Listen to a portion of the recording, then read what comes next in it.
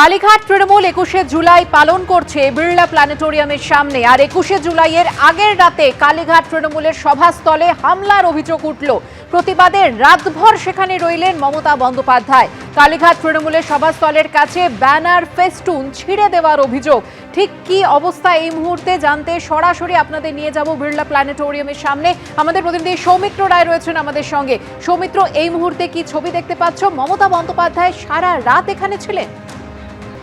সুবর্ণা, তোমাকে আমি পুরো ঘটনাক্রমটা বলবো। গতকাল রাত 11:15 নাগাদ মমতা বন্দ্যোপাধ্যায়ের কাছে খবর যায় যে বিড়লা প্ল্যানেটোরিয়ামের সামনে, অর্থাৎ হাইকোর্ট যে জায়গায় নির্দেশ দিয়েছে সেই বিড়লা প্ল্যানেটোরিয়ামের সামনে যে সভাস্থল হয়েছে আজকে 21শে জুলাইয়ের জন্য, সেই সভাস্থলে হামলা হয়েছে এবং এই সভা মঞ্চের সামনে যে প্ল্যাকার্ড ফেস্টুন লাগানো হয়েছে সেগুলোকে ছিঁড়ে ফেলা হয়েছে। তোমাকে আমি ছবিটা দেখাচ্ছি, আমার ক্যামেরাপারসন উজ্জ্বল ঘোষ দেখাচ্ছে। দেখো, এই যে মমতা বন্দ্যোপাধ্যায়ের ছবি দেওয়া যে ফ্লেক্স, সেই ফ্লেক্স ছিঁড়ে দেওয়া হয়। এর পাশাপাশি আরও কয়েকটা পোস্টার এবং ব্যানার, পতাকা এখানে ছিঁড়ে ফেলা হয়।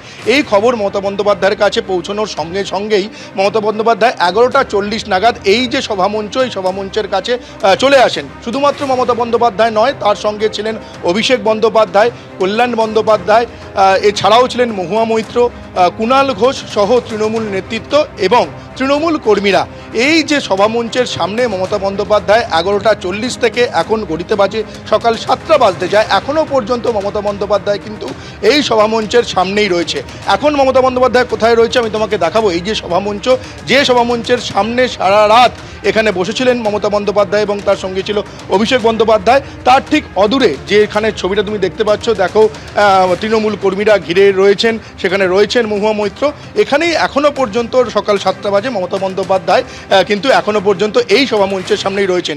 তিনি যেমনটা অভিযোগ করছেন যে শাসক দলের তরফে এই যে সভামঞ্চে হামলা চালানো হয় এবং সভামঞ্চের যে ফ্লেক্স, ব্যানার, পোস্টার সেগুলো ছিঁড়ে দেওয়া হয়। শুধুমাত্র এই ফ্লেক্স, ব্যানার ছিঁড়ে দেওয়া নয়, মমতা বন্দ্যোপাধ্যায়, কল্যাণ বন্দ্যোপাধ্যায়, কুণাল ঘোষের তরফে যে আরও অভিযোগ করা হয় সেটা হচ্ছে এই যে বিড়লা প্ল্যানেটোরিয়ামের সামনে যেখানে সভামঞ্চ তৈরি করা হয়েছে, 21শে জুলাই পালন করা হবে এখানে কিছুক্ষণ বাদেই, তার চারিদিকে যে মাইক লাগানো হয়েছে কালীঘাট তৃণমূলের তরফে, সেই মাইকগুলোর তার ছিঁড়ে দেওয়া হচ্ছে এবং যে তার, সেই তার কিছু ক্ষেত্রে সেই তার নিয়ে পর্যন্ত চলে যাওয়া হচ্ছে, এমনই কিছুক্ষণ আগেই অভিযোগ জানিয়েছেন কুণাল ঘোষ।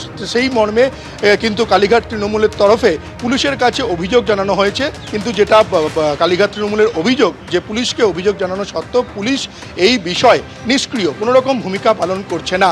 আমরা দেখলাম কিছুক্ষণ আগেই মমতা বন্দ্যোপাধ্যায় একেবারে নিজে হেঁটে সকালবেলা এই সভামঞ্চের সামনে যেখানে এখন তিনি রয়েছেন, এখান থেকে সভামঞ্চের সামনে পর্যন্ত যান, তারপর সভামঞ্চের পেছনে একেবারে রবীন্দ্র সদনের যে দিকটা, সেই রবীন্দ্র সদনের দিক পর্যন্ত পৌঁছে যান। সেখানে পুলিশের উচ্চপদস্থ কর্তারা ছিলেন, সেখানে পুলিশের উচ্চপদস্থ কর্তাদের সঙ্গে তিনি আলোচনা করেন।